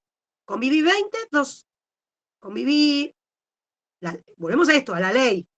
Después, el abogado criterioso y nosotros que somos creativos, yo siempre digo, muchas de las cosas que el juez luego resuelve y vemos fallos divinos, no es que solo al juez se le ocurrió. Hubo un abogado pillo, un abogado inteligente, un abogado estudioso que peticionó y el juez tomó eso, lo fundó y resolvió en consecuencia. Entonces, a veces uno cuando hace estas reflexiones también para que uno se anime a pedir cosas a los jueces, ¿no? Hay que peticionar, hay que ser creativos con la normativa.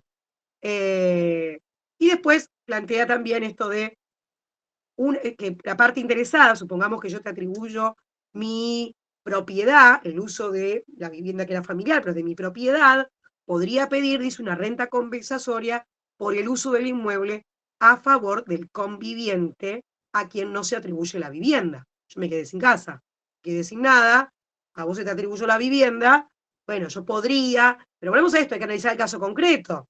Digo, no es para todos, hay que analizar si el otro puede pagarlo, si están los chicos o no están los chicos. Digo, el derecho, lo que tiene de lindo es que nosotros hacemos trajes a medida en el caso concreto.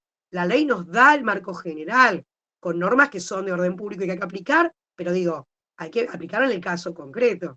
Ese artículo está bueno, a mí siempre me hace ruido esto de que, ¿por qué exigimos más al conviviente para la atribución de la vivienda que al excónyuge?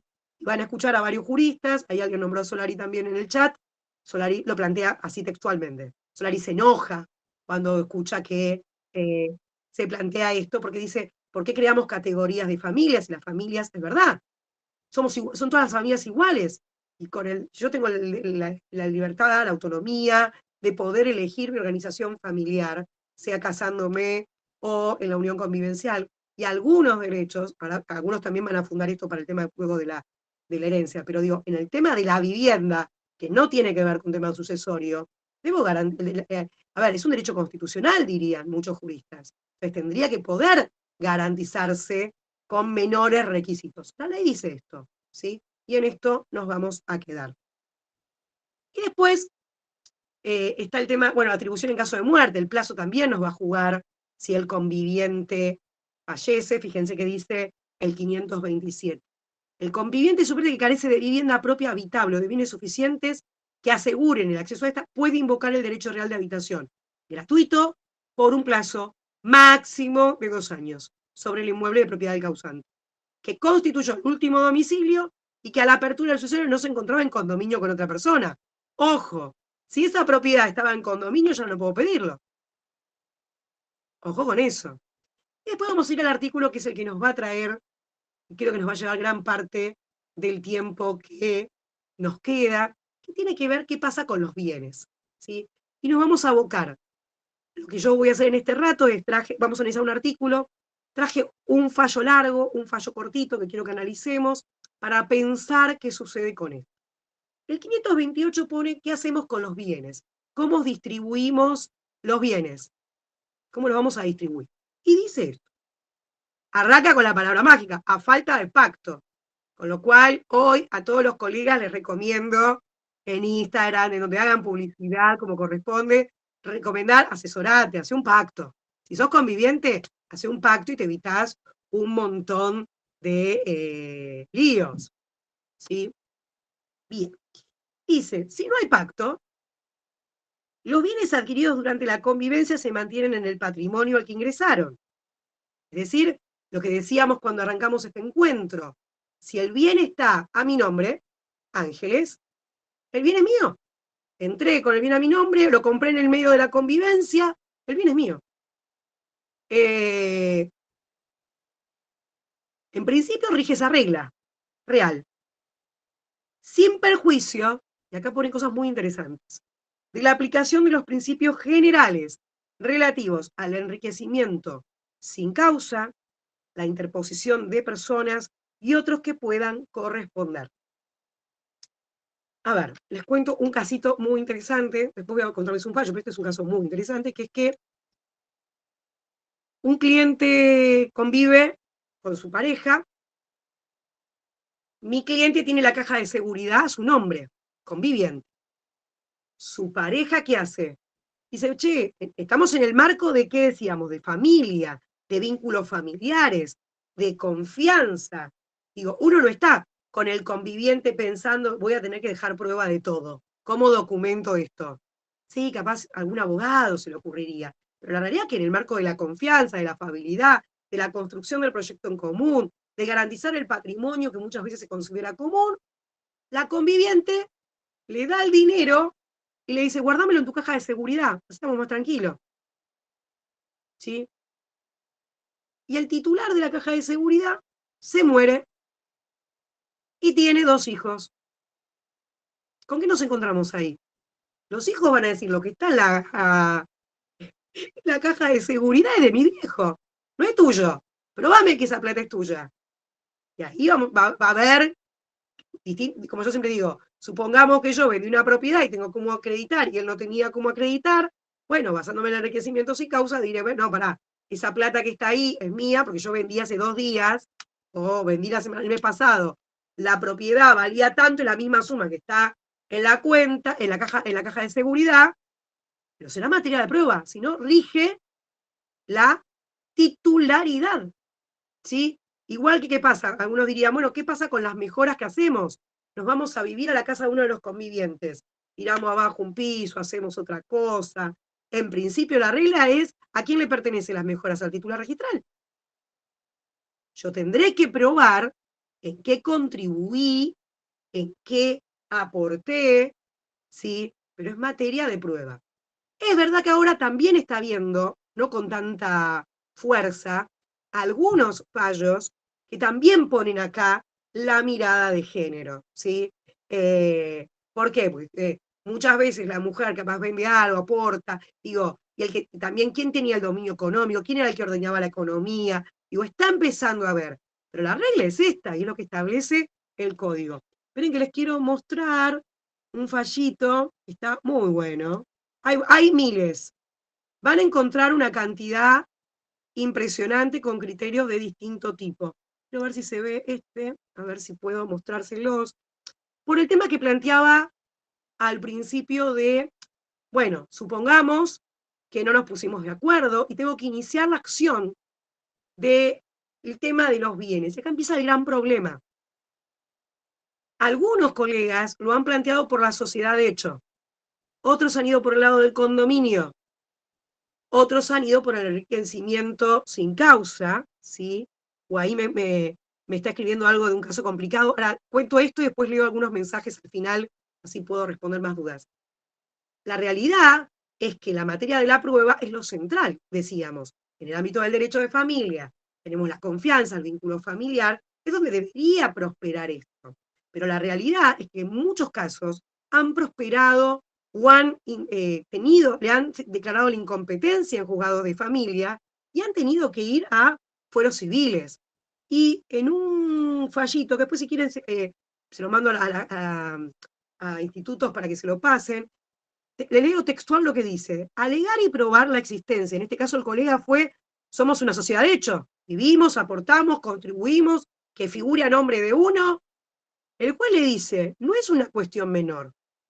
Basta señalar que pacíficamente la jurisprudencia ha entendido que el solo hecho, usa la palabra concubinato, ¿no? Del concubinato no implica de por sí sociedad de hecho, sino que debe además probarse la actividad societaria y los aportes respectivos, ¿sí? Diferente es si yo puedo aportar, no sé, yo tuve un caso muy interesante de una pizzería familiar. La pizzería estaba a nombre de él, el señor. El que tributaba era el señor, ¿sí?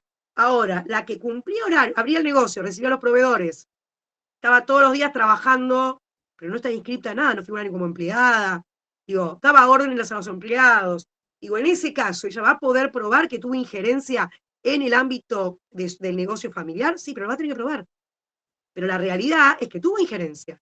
Llamaba a los proveedores, hacía el pedido, daba órdenes como si fuera la dueña, pero es materia probatoria. Y ese es el gran problema con el que nos estamos encontrando. Fíjense en este otro, pero que quiero, capaz más fácil, esperen que se los quiero ver si me deja mostrárselo. Pero, a ver si puedo darlo vuelta. No me deja. Yo después se los paso para leerlo, pero si no, quería compartirles para que lo vieran desde mi celu. Pero bueno, en otro, que es de, sí, creo que también es de acá, de Capital. ¿Qué pasó? Uy, ¿ahí me escuchan? Sí, se me fue la pantallita. Uno de los convivientes lo que hizo fue plantear que era una sociedad comercial, ¿sí? Y al plantear que era una sociedad comercial, lo mandaron al fuero comercial. Y hay que probar los aportes, cómo hicimos aporte de capital, regirá la normativa comercial. Fíjense textual lo que le dice el juzgado, le dice, tratándose en la especie la alegación de una disolución de la sociedad comercial, en el que las partes estarían unidas por un vínculo societario, se rige por la 19.550.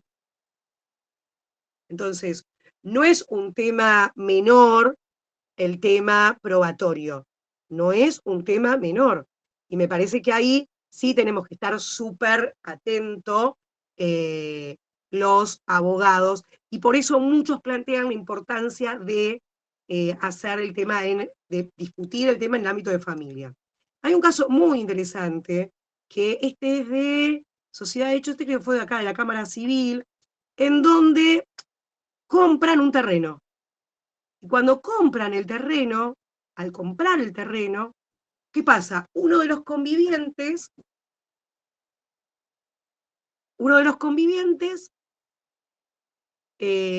aporta la mitad. Y la conviviente lo que hace es aporta una parte y una parte su padre. Luego, El terreno a nombre de quién se escritura, a nombre del señor, solo. Luego, la conviviente lo que hace es, saca un préstamo. ¿Para qué? Para comprar una prefabricada e instalarla en la casa. Cuando se separan, el señor no le quiere dar nada. Ya está. Fue cuando convivimos, no corresponde. Y es un caso que llega a Cámara.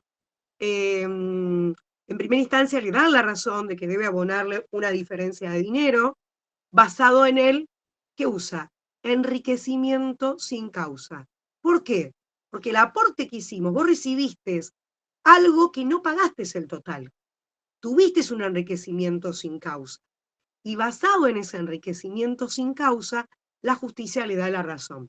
Y cita, que después les recomiendo, hay miles de artículos para leer de doctrina, miles, doctor Córdoba, además de Solari, Graciela Medina también escribe cosas muy interesantes, pero en este de Graciela Medina, para mí está muy bueno, quería ver si, para no leérselos, quería mostrárselos, pero me parece que hoy mi pantallita no quiere, se me reveló.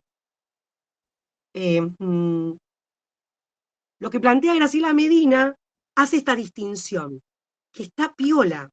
Está piola para ver cómo lo voy a encarar. A ver, Solari, Córdoba y muchos juristas lo que hacemos es, dependiendo qué recursos tenemos, y sobre todo qué materia probatoria tenemos, es a dónde nos vamos a dirigir o vamos a plantear la acción. Pero la realidad en la práctica es que muchos terminan además metiendo el tema de la compensación económica, tomándose ese articulito que yo les había dicho, ¿vieron el articulito que decía la colaboración prestada a la actividad mercantil, industrial o profesional del otro conviviente? Estamos hablando de cuestiones del negocio, si voy por la vía de la sociedad de hecho, si voy por la vía de la sociedad, tendré que aportar prueba, ¿sí? Hay que probar ese aporte societario, la prueba va a ser más dificultosa. Entonces, muchos colegas plantean subsidiariamente también el tema de la compensación económica. Fíjense en en la revista de Derecho Privado, lo publicó la doctora Graciela Medina, que está muy bueno, y pone, podemos encontrar estas situaciones, fíjense, parejas que adquieren bienes durante la convivencia con el aporte de ambos, pero la titularidad formal de todos o la mayoría de los bienes a nombre de uno. Es decir, puede pasar que pusimos plata a los dos, pero figura solo a nombre de uno. Bueno, ahí tendré que probar cómo aporté, ¿no? También puede pasar que pusimos plata a los dos, que sería el caso ideal, y hacemos figurar el aporte que hicimos, sea 50 y 50, 60, 40, 70, 30, no importa. Pero lograr generar la conciencia que si yo adquiero un bien registrable en la unión convivencial, lo que aporto debería también figurar a mi nombre, porque va a facilitar luego, cuando tengamos que terminar esta unión convivencial, ser más fácil la, la distribución de los que hayamos generado. Si no, en materia de prueba, proceso prueba, ustedes lo saben, yo puedo tener la mejor de las razones y no tener la prueba idónea para probarlo. Diferente es que, no sé, yo tuve un caso de una persona muy particular que todos los bienes de la convivencia lo compró con 2 tarjetas. Cuando se iba, dijo, no, me llevo todo, ¿cómo me vas a vaciar?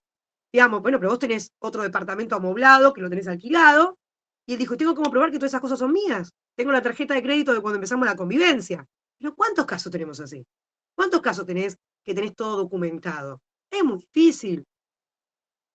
Ahí dice adquirir en condominio. El condominio, para mí, para la unión convivencial, está muy bueno.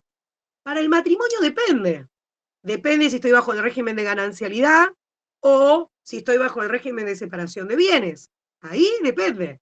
Si estoy en el de ganancialidad, lo escribo a uno, total es de los dos. Siempre que no sea con aporte de bien, cosas de, digamos, la donación y demás, pero digo, depende.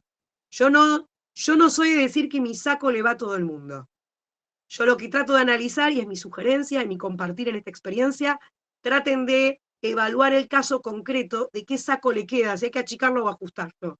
A veces el condominio a algunos no le conviene, a otros sí, pero la realidad es que en la unión convivencial, si no tengo pacto y si va a figurar solo a nombre de uno, el que no va a figurar y se le va a hacer cuesta arriba poder probar los aportes, salvo que te puedo decir, lo tengas documentado.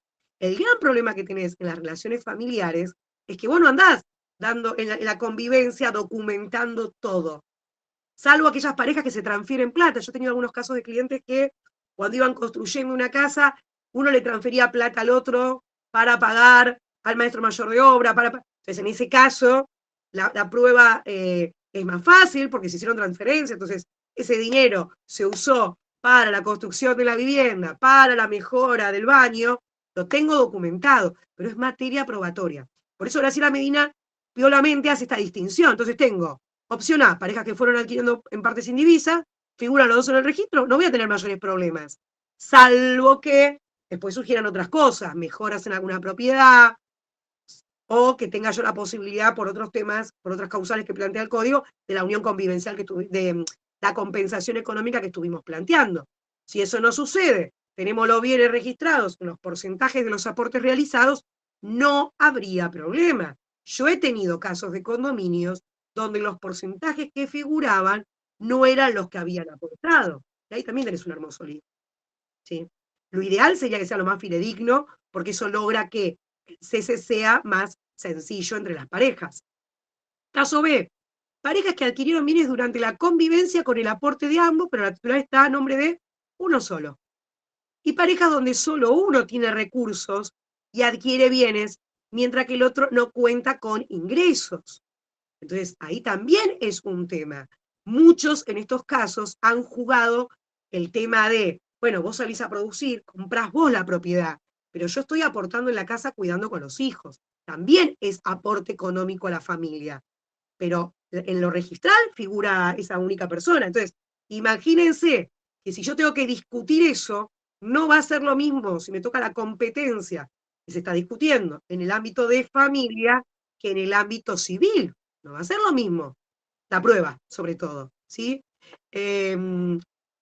Hay gran problema con eso, pero también hay gran problema de conciencia de los convivientes. En este caso que les cuento, los dos tenían conciencia que habían aportado. El tema era determinar cuánto aportaba cada uno o cuánto fue lo que cada uno aportó. Pero digo, si uno puso una plata y el otro y se escrituró a nombre de uno solo, ese que escrituró a nombre solo sabía esto. Entonces, ahí también tiene que ver con, vieron que hay psicólogos que dicen conoces a tu pareja cuando te separás. En el principio, uno de los principios que rige, que es la buena fe, en el principio de la buena fe, uno debería hacer acorde a lo que en realidad sucedió en esta pareja. Digo, pero la realidad es que nosotros vemos parejas que no respetan esto y que sabiendo que el otro contribuyó, no reconoce. El tema de la prueba no es un tema menor. En este fallo, les voy a decir, cuando lo iniciaron lo pusieron como disolución y liquidación de sociedad. De hecho, el colega cuando lo sorteó de esa forma. La Cámara, tramitó la provincia. La Cámara de La Plata lo que hizo lugar fue haciendo un detalle de, bueno, pudo probar esto, no pudo probar esto, pero la realidad es que hubo aportes. Entonces, lo que se discutió después fue el quantum, ¿sí? Pero la materia hoy más complicada que estamos teniendo, si no lo tenemos inscrito, es la prueba de los aportes realizados. Y después, el otro tema que acá algunos colegas planteaban, que tenía que ver con el tema de sucesiones, la realidad es que el código no lo reconoce al conviviente como un heredero legitimario, es decir, no tiene derecho a la legítima. Ahora, podría suceder que un conviviente le haga un testamento sobre su porción de disponible al otro, por ejemplo. ¿Podría suceder? Sí. Nada lo impediría. Algunos colegas dicen, bueno, no se le reconoció derecho sucesorio al conviviente porque el que opta por este sistema de familia no quiere que su pareja lo herede, por ejemplo. Y si quisiera hacerlo, puede hacer uso del testamento. Otros consideran que debería. Hoy está creciendo mucho el tema de la socioafectividad, los vínculos que se crean con el tema de la socioafectividad. Entonces, ¿deberían tener derecho sucesorios? Bueno, Hoy lo zanjamos con testamento. Esta es la realidad. Siempre que no toquemos, ¿sí? No eh, eh, lo hagamos por encima de la legítima si es una persona que tiene herederos forzosos. Si no lo tienen, no vas a tener inconveniente. Pero digo, la unión convivencial, si uno tuviera que, no sé, si yo me hago un tips, digo, tiene cuestiones muy interesantes en cuanto a eh, la conformación, el requisito del plazo es importante, tengo que tener más de 2 años, si no, seré cualquier cosa menos unión convivencial, porque el código decidió ese requisito sí o sí, plantea el tema de los pactos de convivencia, que hay que intentar difundirlos para que los convivientes se animen a hacerlo, sobre todo cuando se llevan bien, respetando estos mínimos que nosotros estuvimos conversando, de cuestiones de alimentos y demás, y de ahí para arriba podemos acordar, pero el gran desafío tiene que ver con los bienes. No se ha establecido en el código más que ese artículo con relación a la distribución de los bienes, con lo cual la realidad es que está habiendo la mayor litigiosidad hoy que uno tiene en tribunales con relación a uniones convivenciales tiene que ver con compensación económica y con el tema de los bienes, cuando no estuvieron en cabeza de uno u otro. ¿Se entiende? Hoy es el gran desafío. La competencia suele ser un problema en algunos casos y el tema de cómo probar lo aportado si voy por la vía de la sociedad de hecho. O deberé incorporar, como en este caso que el colega lo hizo muy bien, el enriquecimiento sin causa. Es decir, vos obtuviste un beneficio, yo salí en peor situación, vos te enriqueciste con mi aporte. Vos no pagaste todo eso. ¿De dónde sacaste los fondos? Entonces, eso puede jugar y también recuerden introducir el tema, uno podría introducir la compensación. Se nota que si yo salgo de la convivencia, vos te quedás con una casa prefabricada, construida en un terreno tuyo, que compramos mientras estábamos conviviendo, y yo me voy sin nada, hay un desequilibrio, no estamos en igualdad. Pero vos vas a decir, hay que jugarlo como en el Tetris, ¿vio? Cuando uno va enganchando. No está siendo tan sencillo el tema. En las jornadas, que va a ser mañana, no sé si alguno va a ir, si alguno va, nos estaremos viendo. Las jornadas nacionales de Derecho Civil nacionales van profes de todo el país a discutir temas. En uno de los temas en sucesiones se está planteando si debería tener vocación sucesoria el conviviente o no, y qué tipo de convivencia, digamos, cuál sería el requisito, qué plazo debería tener. Digo, algunos colegas propugnan, si quieren entran a la página, las ponencias son todas públicas, algunos colegas propugnan modificar y que bueno, que sí, que tuvieran algún derecho sucesorio. ¿Qué formalidades recomendás para el pacto de convivencia? Me pone un colega. Hacerlo por escrito, seguro, ¿sí? Yo soy partidaria de certificar firma, porque le doy fecha cierta. Entonces ahí es un laburo que hace el abogado. Lo hacemos nosotros, lo redactamos y yo certifico firma, en el que me tocó hacer, certifico firma, tengo la fecha cierta del día que se hizo y que las personas que lo firmaron lo hicieron. Algunos, si quisiera hacerlo por escritura pública, lo puede hacer.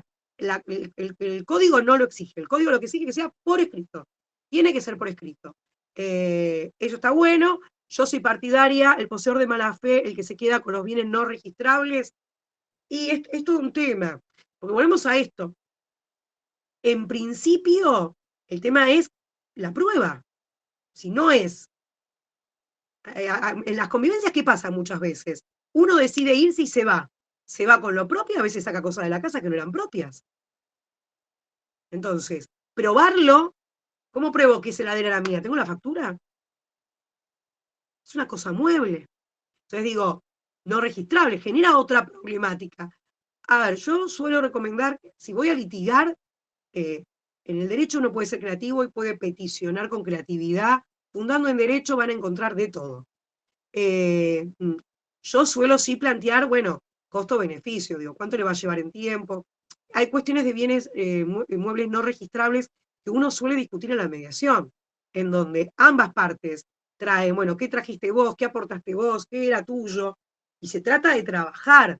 Si no se logra, sí se va a un juicio. Pero la clave es la prueba. Es decir, lo central, solo ellos conocen aquello que sucedió. Si no lo podemos probar, estamos en un problema. La orfandad probatoria es un tema. Si bien en el derecho de familia hay gran flexibilidad, hay que probar. Por eso a mí, yo, y espero que de acá muchos puedan hacer me decís cuánto sale hoy un pacto, te diría, hay que leer la ley de honorarios profesionales y respetar los mismos, que hoy es el gran problema que estamos teniendo. Va a depender del trabajo que te lleve, de la tarea que realizás, eh, digo, del quantum, no es lo mismo una carilla con algo de mayor complejidad, y entonces ahí con esos parámetros te diría chusmear la ley de honorarios, igual si querés y querés pensar alternativas de valores, estoy a disposición, me pueden encontrar el que quiera en las redes, si no les dejo mi mail, que es mi nombre, doctora, DRA, Ángeles Martínez, @hotmail.com, y respondo todo, pero digo, me parece que me encanta que surjan esas preguntas, porque voy a decir, tenemos que replantear también qué tareas hay para hacer, valorizar el trabajo nuestro. Yo en estos días, le contaba hoy a una colega a la mañana, tuve un intrincado con un colega, espero que nunca me toque con ustedes, por cobrar por debajo del mínimo. La ley nuestra de honorarios es de orden público. Entonces digo, hay que hacerla respetar. Si no respetamos nosotros, entre nosotros, nuestros honorarios, estamos en problema, nos pegan de afuera, no nos quieren de afuera, estamos en un problema. Mi mail es fácil, la abreviatura de doctora, DRA, mi nombre, Ángeles Martínez, @hotmail.com. Con mi nombre Ángeles Martínez me encontrás en LinkedIn, me encontrás en Instagram o donde quieras, me escriben y yo suelo responder, soy profe de la U, así que me encanta si tienen algún caso para pensar. Me parece que el gran desafío del abogado es seguir compartiendo ideas y pensando juntos temas. Sugerencias, el tema de uniones comerciales es atrapante. No intenten encuadrar todo lo que... alguien más me puso que va a la jornada, qué bueno. Entran tantos mensajes que no llego a leerlos todos, del volumen impresionante de mensajes. ¿Alguna pregunta que no haya respondido a lo largo de la charla? Que quieran ir recordándomela para que me aparezca, porque le voy a decir, fui contestando a medida que fueron sucediendo. Gracias por los aplausitos, no es para tanto. Sugerencia. A mí me gusta siempre terminar la charla con algo relacionado con nuestra profesión, pero con la jerarquización. Recuerden que vos, yo, la gente nos valora en base a no solo cuánto sabemos, hay clientes que no van a poder saber cuánto sabemos, sí van a poder saber que van a valorar cómo los atendimos y van a valorar qué actitud pusimos en resolver la causa. ¿Cómo lo podemos hacer eso? Bueno, informemos, digamos, no garanticemos, a mí me está pasando con algunas colegas que yo en mediación, no, esto lo ganamos seguro. Los abogados no damos obligaciones de resultado, tenemos obligaciones de medio, con lo cual tenemos que ser muy prudentes de lo que informamos, y si vamos a hacer algo que está caduco, se venció el plazo de 6 meses, o que vemos que la jurisprudencia viene en contra, debemos informarlo. Y si queremos, lo podemos informar por escrito y nos vamos a quedar tranquilos para nuestra cuestión de ética profesional, pero también vuelvo a decir esto, en mediación a veces los colegas tenemos que intentar dar certezas y hablar al calzón quitado, como digo yo, entre los colegas en mediación. Pero si eso no lo hacemos y nos mentimos entre nosotros, hay juicios que después son eternos para no lograr la sentencia esperada. Alguien me plantea de vuelta algo del plazo de 2 años de la convivencia. El plazo es un requisito sine qua non. La ley lo pone como un requisito de la unión convivencial los 2 años. Por eso yo hacía la chanza de lo que dice el titular del instituto, el doctor Marcos Córdoba, que si yo estoy unida en convivencia, vivo con vos 1 año y 11 meses, no es unión convivencial. Por eso el doctor, y si a alguno le interesa, puede buscar en las redes, tiene un proyecto escrito sobre uniones asistenciales, que sería plantear las uniones, pero no basado en el afecto amoroso, ni basado en un proyecto de vida en común. Digo, puede haber uniones asistenciales, ¿sí? Ahí van, gracias por los comentarios, me alegra mucho, espero volver a verlos. Suelo dar algunas charlas gratuitas en otros lugares, así que quedo a disposición, dudas, preguntas. Y a los que vayan a la jornada, voy a estar en la comisión ahí dice, voy a estar en la comisión de sucesiones, exponiendo una ponencia, pero lo más lindo, si alguno va a la jornada, lo más lindo de la jornada no es el ratito que se expone, no sé si alguno fue, pero se exponen algunas ponencias, se discute, están los grandes maestros del derecho, pero lo más importante tiene que ver con el debate que se da en el pasillo entre colegas. Uno ahí intercambia, tengo un fallo así, me pasó tal cosa, tenemos que lograr ser solidarios y compartir eh, conocimiento de eso. Alguien levantó la mano, quiero ver si la puedo habilitar el sonido. No sé si tengo a los chicos del colegio ahí por ahí. ¿Hay alguien del colegio? ¿Me dejaron solita con ustedes? ¿Tengo alguien de actividades? No. Alguien levantó la mano.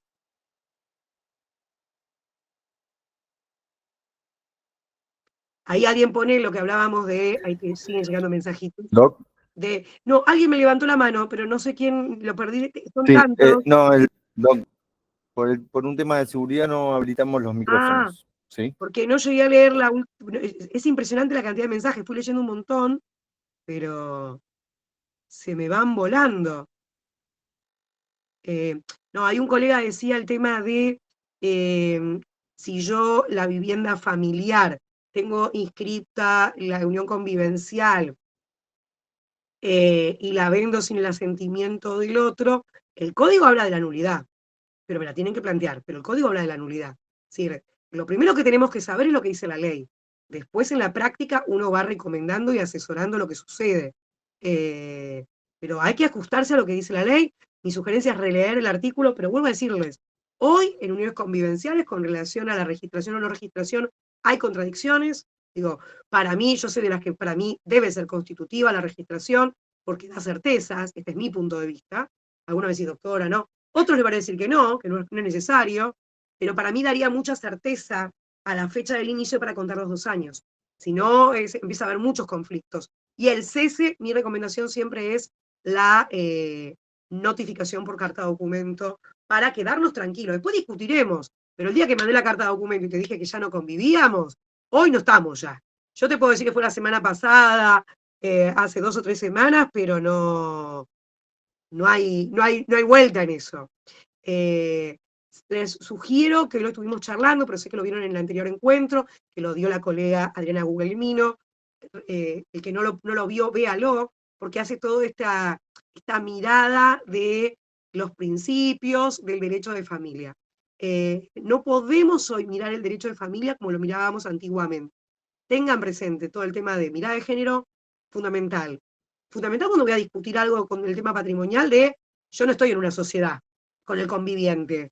Yo tengo una relación amorosa de pareja y de confianza, por lo cual no documento todo. Esto también hay que animarse a plantearlo en sede judicial, muchos colegas lo han hecho. Entonces no me podés pedir lo mismo que si voy a tener una sociedad que yo, con Néstor decidimos mañana abrir un kiosco como sociedad de hecho. No es lo mismo, porque tomaremos otros recaudos nosotros eh, para poder garantizar nuestro dinero. Acá una colega pone, no siempre es equitativa la mirada de género. Hoy está en debate eso. Algunos colegas me dicen, bueno, Doc, pero mire que algunos jueces dan todo con solo decir que hay mirada de género, femenina, y hay otros que ni con violencia y probada la violencia aplican la mirada de género. Esta es la realidad que tenemos en el Poder Judicial. Esto es lo que tendría que cambiar, que tiene que ver con las certezas jurídicas. Digo, nosotros tenemos un problema para mí, lo digo al calzón quitado, lo digo francamente, en la selección de jueces. Piensen que si cualquiera de nosotros nos quisiéramos presentar a un concurso, nuestros antecedentes no juegan de la misma forma que la carrera judicial de un juez. Entonces digo, para mí habría que modificar un montón de cosas en el tema de la selección de jueces. Tenemos que pinchar con eso. Hoy tenemos un tema con la justicia. Los tiempos, yo acá no sé si alguno comparte conmigo, si alguno me dice, me levanta dedo, me pone, no soy la única que sufre los clásicos, traslado, traslado, traslado. Igual debo reconocer que en los años de experiencia trabajo mucho en lograr acuerdos en mediación. Creo y estoy convencida, si somos colegas capacitados, que nos podemos encontrar y discutir fundado en derecho, no en mi cliente quiere. Si lo que tu cliente quiere legalmente no lo vas a conseguir en sentencia judicial. Entonces aquí también tenemos que hacer una autocrítica qué pasa con que tantas cosas se judicializan por no lograr acuerdos, porque en el acuerdo los grandes artífices somos nosotros, somos los abogados, los que redactamos, los que escribimos, los que damos sugerencias, ahí va, ahí poniendo juzgados, y yo creo que si hacemos un ranking de la demora judicial, estamos en un problema. Pero me parece que también tenemos que hacer una autocrítica nosotros los profesionales por lo menos yo hago muchísimas mediaciones con temas de familias, muchísimas, en temas patrimoniales, y lo que noto muchas veces es planteos o peticiones alejadas del derecho. Entonces, una cosa, como yo siempre digo, que delante de nuestros clientes, porque algunos clientes piensan con esta imagen que nos han hecho los medios y algunos políticos que nos desacreditan, creen cosas que no son, porque el 99% somos éticos, respetamos, buscamos lo mejor para nuestro cliente. Hay un porcentaje que no lo es, como en toda profesión, pero digo, muchos clientes creen eso, entonces algunos colegas sobreactúan en las mediaciones delante de los clientes. Bueno, tenemos que aprender a trabajar entre nosotros los colegas como corresponde al expertise y decir, yo esto lo consigo. Hay tantos fallos de cámara y te lo consigo. Entonces, en la negociación trabajamos sobre derecho. Si no, a veces algunos colegas trabajan como en el apriete. Te doy, no me das, pero sin derecho. Digo, y en tema plata, hoy la realidad, yo el otro día lo conversaba con una colega, yo puedo pedir los números que quiero. Un colega que leyó jurisprudencia y fallos me baja los números a rajatabla porque sabe cuál es la realidad jurídica. Y a la hora de ofrecer, si vivió, me va a ofrecer basado en derecho. Y ahí se logra acuerdo. La realidad es que cuando no logramos acuerdo es cuando no respetamos la realidad de las partes. Los abogados queremos imponer una realidad diferente a las partes. Nosotros no decidimos por la gente. Nosotros asesoramos para que esa realidad familiar, esa familia que para mí, separada, ya siga siendo familia, tenga buenos vínculos y hay chicos, digo, nosotros intervenimos un ratito. No puede ser que muchos colegas tiran la bomba, se van y después quedan conflictos. Y conflicto que después le cae a otro abogado. Entonces digo, el abogado de por sí tiene que facilitar la resolución de conflicto. Pero en mi opinión, el abogado, y no solo mía, se los va a decir el doctor Córdoba y todo el instituto, el abogado de familia tiene otra expertise. Tiene que tener otro tacto, tiene que tener otro trabajo. Somos invitados a una familia. ¿Quién tiene ese honor? De conocer todas las miserias de una familia y poder dar nuestra palabra jurídica, nuestro conocimiento para traer paz. Piensen que muchas veces ni los jueces lo logran. Muchas veces los jueces, entre la demora, entre el traslado del traslado del traslado, hace que las partes se maten, por más que digan que no, digamos, y por más que quieran creer que el problema, algunos de los medios digan, somos nosotros. Nosotros venimos, abogado capacitado, trabajamos en resolver conflictos. Pero vuelvo a esto, si tengo esa expertise, si yo voy a la audiencia tengo bienes en una unión convivencial y me voy a sentar a discutir igual que en un comercial, que en una disolución de una SRL, estoy en problema, esa mediación fracasa. Entonces digo, como abogados, eso también hay que hacer una autocrítica, que yo la veo, y que eso genera la crítica que estamos teniendo hoy por fuera. Y después el gran tema, que acá alguien lo tiró, es honorarios. Hay colegas que regalan honorarios. Digamos, si yo hago un pacto o una consulta, porque voy a asesorar sobre el pacto, cobro la consulta, conforme a lo que marca la ley. Ahora, si todos hiciéramos lo mismo, cuando van a ver a Claudia, a Néstor, a Luz o a cualquiera de ustedes y a mí, van a rondar en los mismos valores. Si no, estamos en el problema que estamos hoy, y se los digo de lo personal, yo ejerzo desde el 2001, estamos en un punto donde está muy vasallada nuestra profesión, muy vasallada. Si nosotros no somos los grandes defensores de nuestro trabajo, de nuestras incumbencias, pero también del respeto al colega, hoy cualquiera dice que el otro no vale nada. Yo tengo como regla que todo abogado sabe, todos, porque tenemos una matrícula, un título que nos habilita.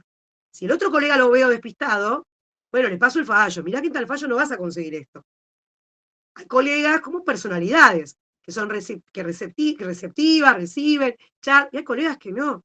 Entonces, para mí, el gran desafío, y en temas de uniones convivenciales se nota un montón, pues yo veo una gran conflictividad en tribunales, es que algunos plantean cosas que son imposibles, imposible. Me encanta que alguien que hace terapia holística. Yo creo que los que nos dedicamos al derecho de familia, primero tenemos que tener mucha paciencia. Pero además, hay que trabajar con lo concreto. Si a mí me han planteado clientes, yo fui a una abogada y me planteó que voy a conseguir esto. Señor, no hay un fallo de lo que usted me dice. Yo te muestro los fallos que tengo, este, Y después van, no consiguen eso, vienen al estudio, no, pero ya está, sentencia firme, hundido.